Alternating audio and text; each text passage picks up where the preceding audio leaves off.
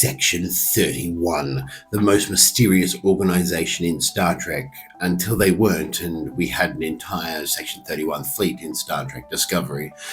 This video is just talking about the Section 31 movie premiere coming up next week. We're starring the Academy Award winner, Michelle Yeoh. Now, the fascinating thing for me about this movie is the fact it got made.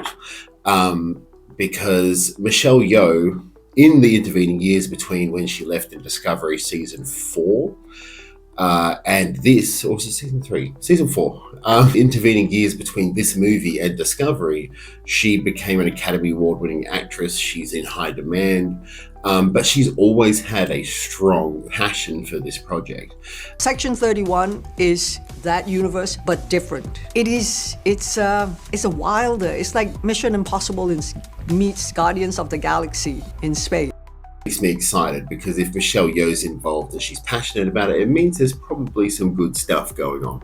What we've seen with Discovery ending, Starfleet Academy coming up, new seasons of Strange New Worlds, it's an odd direction to go in based on a Deep Space Nine group of which appeared.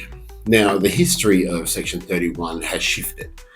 In Deep Space Nine, it was you didn't know who they were, you didn't know what was going on. They were led by a guy named Sloan, who would just pop up, harass Dr. Bashir, and then leave. And then we got Discovery season 2, where Section 31 was its own separate fleet to Starfleet. Very open, and everyone knew who they were. Enterprise even had them, and they were sort of secretive. So there was a big shift in what they are. Michelle Yeoh becoming a part of it as Emperor Georgiou is magnificent. And I think a huge credibility to Alex Kurtzman and the fact that she was passionate and he gave her the option, and Paramount would have jumped at this in terms of it's Michelle Yeoh. Talking in regards to the film itself, I'm not super hyped about it. I think that's more to do with the fact that it's one movie. It was going to be a series, but obviously Michelle Yeoh got too expensive. But it's genuinely something that I think that if people weren't passionate about it, it wouldn't have got made. Now, in terms of the cast, we have a ton of really, really interesting people. We have characters of which pop up in the trailer for 2 seconds. The trailer kind of gives a Suicide Squad feel about it, but it's not super duper Star Trekky. And I think that's what a lot of people's issues with the trailer was it doesn't feel like Star Trek. But this is probably the biggest leap away from standard Star Trek formula that we've seen, particularly since Deep Space Nine, really. And even Deep Space Nine is sort of still pretty close to the main formula.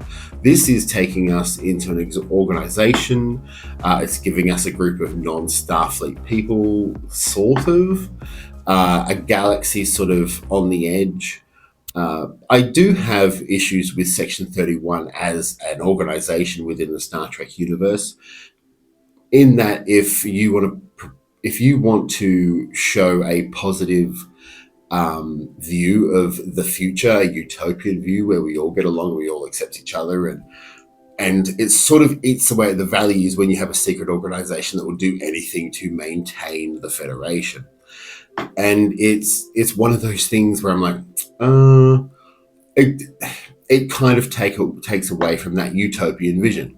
And that's not just because of this movie. That's because Section 31 of Deep Space Nine and in Enterprise, being a shadowy entity like the CIA or like the Tal Shiar within Star Trek or other secretive organizations, we shouldn't really need those because we're meant to be upholding like the Indica values. And Section 31 is one of those sort of changes that sort of takes away from that Indica value, infinite diversity and infinite combination. Although I do find it interesting to see, and I'm hoping to see within this film, that they sort of show that they're a force for good, even though they're in the shadows. I'm hoping they're in the shadows. I don't want to see them everyone talking, oh, we know who Section 31 are, because it once again takes away from that utopian vision of Star Trek. In terms of the cast, most of them are relatively unknown, but they all look super cool. There's this like cyborg people, there's weird nightclubs, there's characters uh, who are racers from the original series. We've got Captain Barrett. Well, she's not Captain from the Enterprise C. Rachel Garrett. That's what it is. It's not Barrett. Rachel Garrett turns up, and I'm interested to see what they do with her character. In that we've seen her as sort of a strong captain on the Enterprise C, and this is sort of like from the trailer. She's sort of given us an overseer of what Section 31 does. So it'd be interesting to see. In the trailer show, she's there to stop them from killing people, but at the same time, Section 31 does that. So that's sort of their grounding motive. So I don't know whether it's going to be interesting. It's going to be one of those Star Trek things where I have to wait and see. I have to know what's sort of going on. And of course, I am not big enough yet to get free tickets to premieres. But it's really genuinely, it's going to be an interesting ride to see where they take it, what the story's about. We've seen actors talking about how it's different from everything else in Star Trek.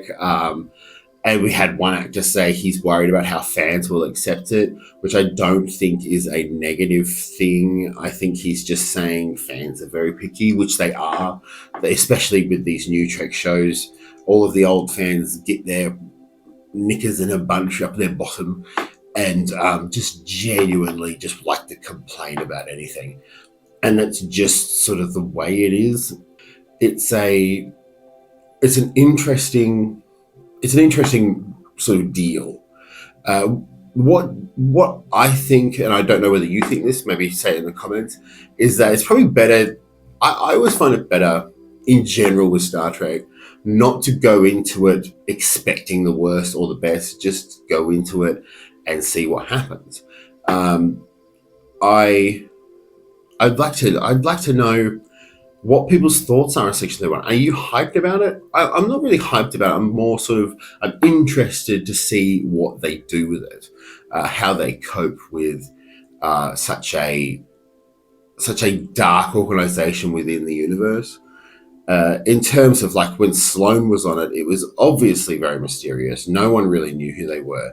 The Federation did, but sort of ignored them. And they sort of worked outside the lines of the Federation.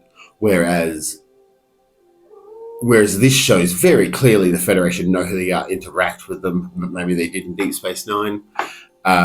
Yeah, I'm genuinely interested.